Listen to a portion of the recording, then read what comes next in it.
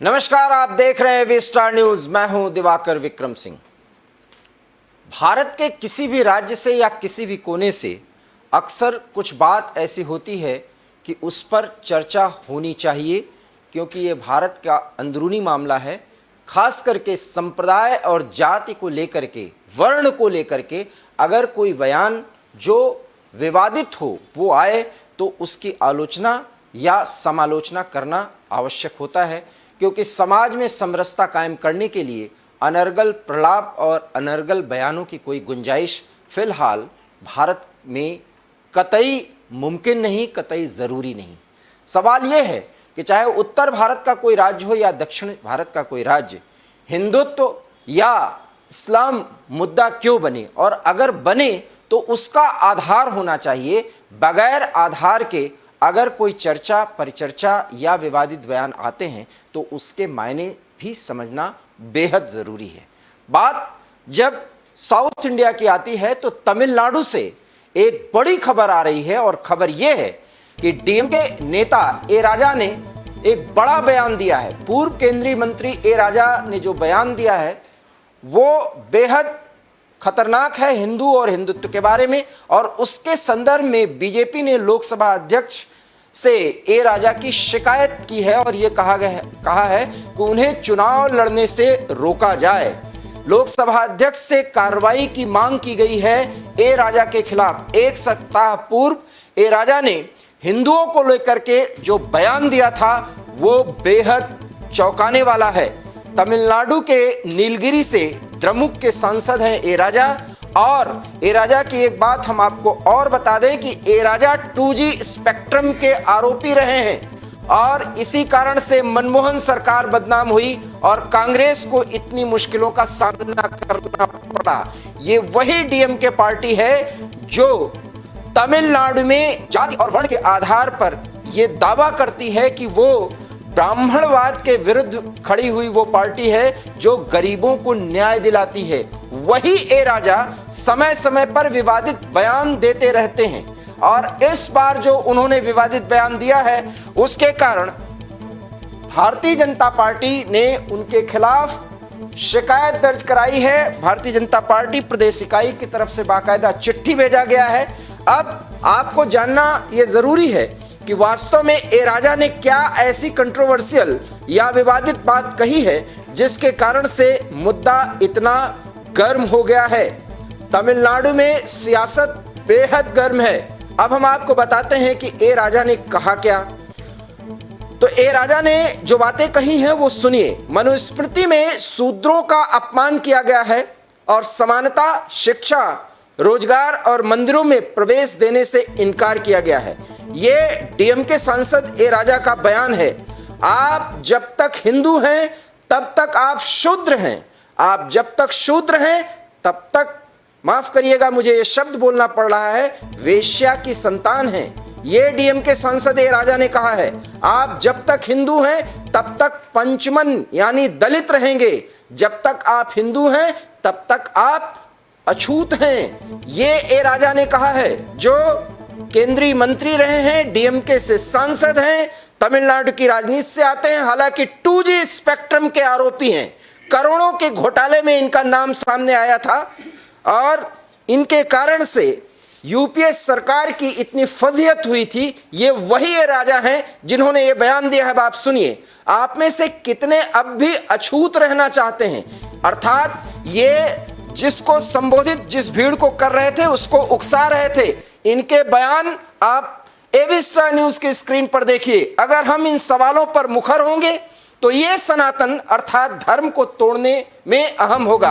अर्थात ये राजा साबित कर रहे हैं कि वो सनातन धर्म के विरोधी हैं। सुप्रीम कोर्ट ने व्यवस्था दी है कि यदि कोई व्यक्ति ईसाई, मुस्लिम या पारसी नहीं है तो वो हिंदू होगा। अर्थात हिंदुओं को कितना नीचे गिरा रहे हैं ए राजा, ये आप देखें स्क्रीन पर। क्या कोई और देश है जहां ऐसी क्रूरता होती है? ये बहुत महत्वपूर्ण बात है। ये हिंदू या हिंदुत्व के खिलाफ कोई भी व्यक्ति जब टिप्पणी करता है तो उसको पता है कि उसका कुछ भी नहीं होने वाला है, सिर्फ एक राजनीतिक चर्चा होगी। इसीलिए ए राजा जैसे नेताओं की इतनी हिम्मत पड़ती है जो इस तरह की बात करते हैं। तमिलनाडु के बीजेपी प्रदेश अध्यक्ष के अन्नामलाई ने राजा के इस बयान की आलोचना की है।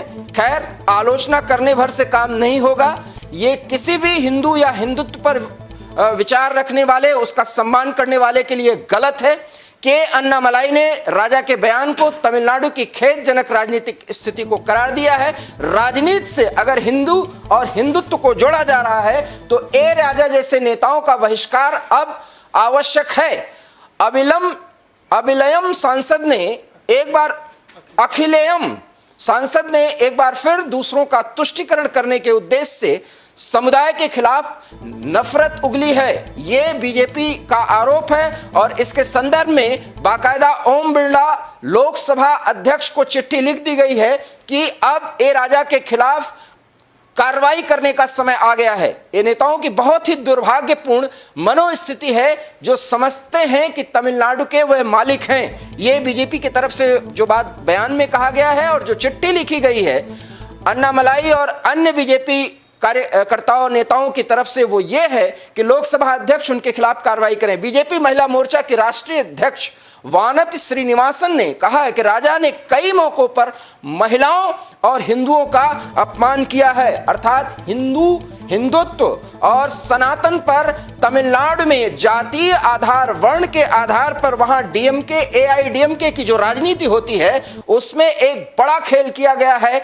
एक बड़े बयानवीर निकले हैं ए राजा। चूंकि भारत के सीमा में रहकर इस तरीके से हिंदू और हिंदुत्व के खिलाफ जहर उगलने की कवायद की है, चूंकि डीएमके की राजनीति को वो प्रभावी बनाना चाहते हैं, लेकिन बदले हुए भारत में क्या ए राजा ने जो हिमाकत की है, जो जुर्रत की है, उसके लिए उनको इस तरीके से यूं ही बयान देने के लिए स्वतंत्र छोड़ा जा सकता है? उनके खिलाफ क्या कानूनी या लोकसभा के स्तर से कार्रवाई नहीं की जानी चाहिए? बीजेपी का यह भी कहना है कि इस बार भी राजा ने सभी शूद्रों को वैश्या की संतान बताकर और हिंदू धर्म में रहने तक उनको शूद्र होने का दावा कर जहर उगला है। ये बात अगर बीजेपी कह रही है या कोई भी सामान्य व्यक्ति सोचेगा कि किसी को किसकी संतान बताना या उसे शूद्र कहना, ये सब कहने का हक ए राजा को किसने दिया है?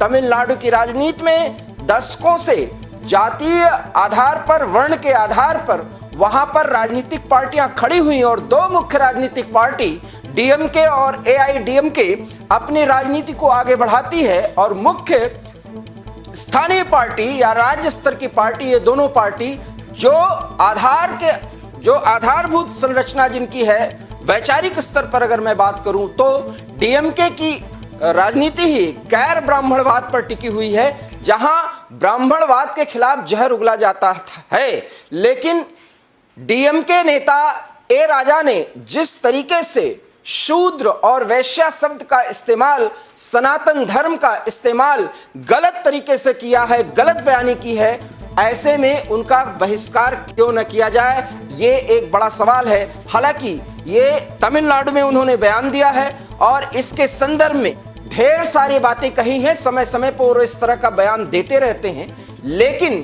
क्या हिंदुओं के खिलाफ नफरत या जहर फैलाकर ए राजा डीएमके की राजनीति को प्रभावी करना चाहते हैं? ये बात तब पूछी जानी बहुत जरूरी है जब वहां पर स्टालिन, जो डीएमके पार्टी से संबद्ध हैं और उसके कर्ता धर्ता हैं, वो मुख्यमंत्री हैं। और एक राज्य में अगर सनातन धर्म के खिलाफ, हिंदू और हिंदुत्व के खिलाफ, साथ ही साथ शूद्र और वैश्या शब्द का इस्तेमाल गलत तरीके से दलितों के लिए किया जाना, क्या ये उचित है? लेकिन इस तरह की बात कर वो किसको खुश करना चाहते हैं, ये जानना बेहद जरूरी है। बात तमिलनाडु से निकली है, वहां के डीएमके के एक नेता से निकली है, लेकिन अगर दक्षिण की ये बात पूरे देश में यूं ही इस तरह से फैलती रही तो क्या वो विरोधी तत्व जो हिंदुइज्म और हिंदुत्व के खिलाफ पूरी तरह से लामबंद होकर के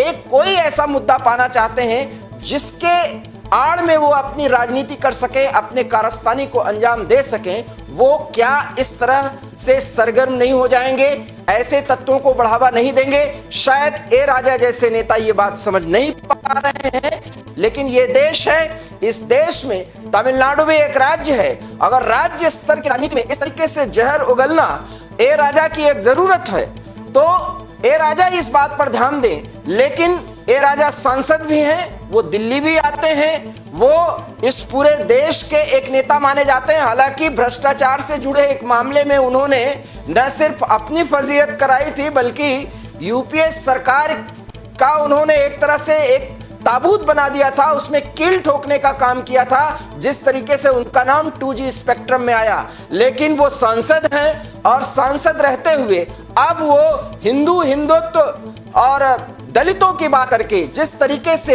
डीएमके की राजनीति को वहां पर प्रभावी करना चाहते हैं, ब्राह्मणवाद के खिलाफ एक आंदोलन को नई हवा देना चाहते हैं, उनको क्या इस तरह का बयान देना चाहिए? और अगर वो ये बयान देने की हिमाकत करते हैं तो क्या ऐसी छूट देनी चाहिए? इसलिए उसकी व्यापक आलोचना तो होनी ही चाहिए और सभी पार्टियों को डीएमके के नेता ने जो कुछ भी कहा है उसकी मुखालफत करनी चाहिए और इसका स्पष्टीकरण भी उनसे मानना चाहिए।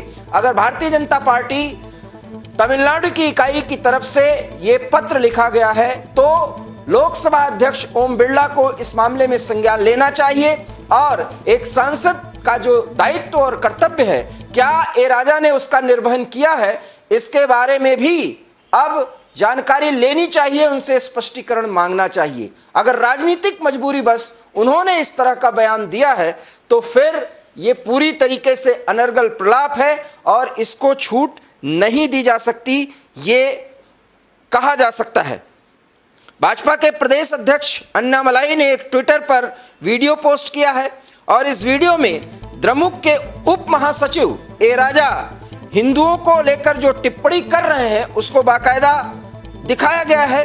भाजपा ने इसे लेकर उन पर दूसरों को खुश करने के लिए एक समुदाय के खिलाफ नफरत फैलाने का आरोप लगाया है। क्या एक सांसद अपने अनर्गल बयानों से समाज में नफरत पैदा करने की छूट ले सकता है? ये पूरे देश से एक सवाल है और ए राजा जैसे नेताओं के साथ एक ऐसा व्यवहार होना चाहिए जिसमें कार्रवाई हो, ताकि भविष्य में इस तरह के बयान देने के पहले वो कई बार सोचें।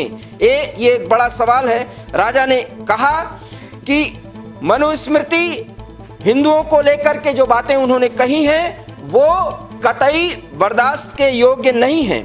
उन्होंने कहा कि समाज के एक तबके को समानता, शिक्षा, रोजगार और मंदिरों में प्रवेश से वंचित रखा गया। ये तमिलनाडु की वो दशकों से चली आ रही इस तरीके की जो भावना है उसको उजागर किया है कि समानता, शिक्षा, रोजगार और मंदिरों में प्रवेश से वंचित रखा गया। ये बातें हो सकती हैं कि कुप्रथा के तौर पर या कुछ समुदाय के द्वारा बहुजातीय संस्कृति में दूसरे समुदाय को दबाने की कोशिश की गई हो, लेकिन दशकीय राजनीति में वहां पर ब्राह्मण और गैर ब्राह्मणों में बहुत समानता आई है और अब सब मिलजुल करके रहते हैं। कुरीतियां रहती हैं, उन्हें दूर किया जा सकता है, ये सामाजिक कुरीतियां हैं, लेकिन उन कुरीतियों पर इस तरीके का बयान दे करके ये वही ए राजा हैं जो मंत्री तक भी बने हैं और केंद्र में भी मंत्री रहे हैं और डीएमके पार्टी के ये सचिव हैं और इस तरीके की बात ये कर रहे हैं, तो इस पर अब सवाल उठाया जाना चाहिए और लोकसभा के स्तर पर इनके खिलाफ क्या कार्रवाई नहीं की जानी चाहिए, ये एक बड़ा सवाल है। अन्नामलाई ने बयानों को लेकर के तंज कसा है ए राजा के खिलाफ। उन्होंने ए राजा के बयान का वीडियो ट्विटर शेयर कर दिया है और उसका कैप्शन दिया है, तमिलनाडु में राजनीतिक प्रवचन की एक खेदजनक स्थिति। उन्होंने आगे लिखा है कि डीएमके सांसद ने एक बार फिर एक समुदाय के खिलाफ नफरत फैलाई है। उनका एकमात्र उद्देश्य दूसरों को खुश करना है। ये राजनीतिक नेताओं की बहुत ही दुर्भाग्यपूर्ण मानसिकता है जो खुद को तमिलनाडु के मालिक मानते हैं। तो अब हमने आपको बताया कि डीएमके ये लोकतंत्र है। अगर डीएमके पार्टी और उसके नेता इतने अनर्गल प्रलाप करने की खुली छूट ले सकते हैं और उसका फायदा उठाते हुए अपने को देख रहे हैं और आगे भी देखना चाहते हैं, तो उन्हें समझना होगा ये लोकतंत्र है। इस लोकतंत्र में अनर्गल प्रलाप के जरिए या समाज में यूं ही विद्वेष पैदा करके जिस तरीके से राजनीतिक हित साधने की कोशिश ए राजा ने डीएमके के लिए की है, आने वाले समय में डीएमके को इसका बड़ा नुकसान भी उठाना पड़ सकता है। हालांकि ए राजा ने जो भी बयान दिया है उससे उन्हें लग रहा है कि वो फायदा उठा सकते हैं और तमिलनाडु में डीएमके की राजनीति को और पुख्ता बना सकते हैं, उसकी पकड़ और मजबूत कर सकते हैं। फिर क्या यह सवाल नहीं उठेगा कि जो तमिलनाडु पूरे देश में इंटेलेक्चुअलिज्म के लिए जाना जाता है, प्रबुद्ध जनों के लिए जाना जाता है, विचारकों के लिए जाना जाता है, अपने फिलोसफिक माइंडसेट के लिए जाना जाता है और अपने ऐतिहासिक धरोहरों के लिए जाना जाता है, क्या उस तमिलनाडु की स्थिति यही होगी कि वहां पर सनातन धर्म के खिलाफ इस तरीके से जहर उगला जाएगा? और क्या ये जहर उगलने का काम एक सांसद करेगा? ये सवाल अब देश पूछ रहा है, न कि सिर्फ ये मुद्दा तमिलनाडु का है। ऐसे में ए राजा ने जो बयान दिया है उस पर चर्चा आवश्यक है, क्योंकि जिस मनुस्मृति का हवाला देकर के गलत तथ्यों के आधार पर उन्होंने हिंदुओं की पर जो टिप्पणी की है वो कतई सहनीय नहीं है। ऐसे में क्या उन्हें सांसद बने रहने का हक है? अब ये एक बड़ा सवाल है और ये सवाल देश तब तक पूछता रहेगा जब तक इस पर ए राजा अपनी तरफ से स्पष्टीकरण, सफाई नहीं देते या इसके लिए क्षमा नहीं मांगते। लेकिन वो क्षमा इसलिए नहीं मांगेंगे क्योंकि उन्हें लगता है कि दशकों पहले जिस तरीके से शूद्र और अन्य जातियों का जिक्र करके तमिलनाडु में डीएमके की राजनीति को चमकाया जाता था, अब भी ये बयान देकर के वो प्रभावी तौर पर एक बड़े नेता के तौर पर पूरे तमिलनाडु में अपने नाम को स्थापित कर सकते हैं। हो सकता है कुछ हद तक वहां के राजनीति के हिसाब से ये सही हो, लेकिन वो सांसद भी हैं, ये सवाल तो उनसे देश जरूर पूछेगा और पूछता रहेगा। कब तक देंगे वो इसका जवाब हम आपको जरूर बताएंगे, लेकिन इसके लिए आपको देखते रहना होगा एबी स्टार न्यूज, क्योंकि खबरों का सिलसिला कभी नहीं थमता। फिलहाल मुझे दीजिए इजाजत, नमस्कार।